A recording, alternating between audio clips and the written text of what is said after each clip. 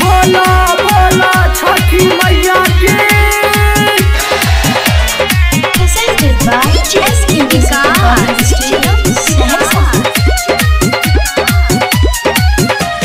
बीत गई दिवाली अब आ गई छठे हो, छठी माई के महिमा तो जाने ला जगत हो, जाने ला जगत हो, जाने ला जगत हो। बीत गई दिवाली अब आ गई छठे हो, छठी माई के महिमा तो जाने ला जगत हो।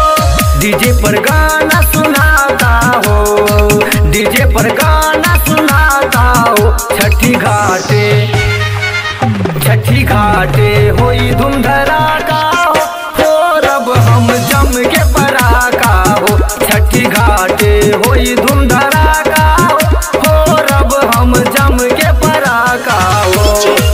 बोला बोला छठी मैया की।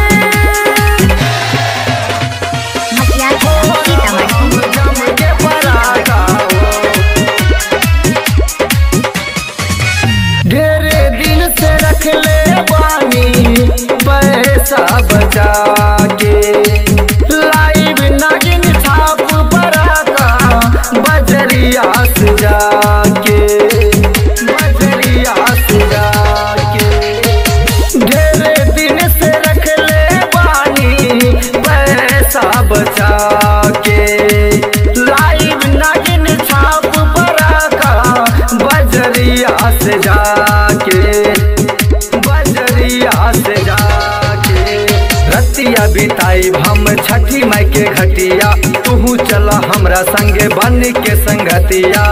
जहिया न हमरा साथ काका हो, छठी घाटे छठी घाटे होई धूम धड़ाका हो, रब हम जम के पराका हो। छठी घाटे होई धूम धड़ाका हो, रब हम जम के पराका हो। बोला बोला छठी मैया की। हम जम के पराका हो। झालर माल लागल बाटे छठी माई के घटिया, डीजे आज बाजे नाचे लोग पूरा रतिया, लोग पूरा रतिया। झालर माल लागल बाटे छठी माई के घटिया, डीजे आज बाजे नाचे लोग पूरा रतिया, लोग पूरा रतिया।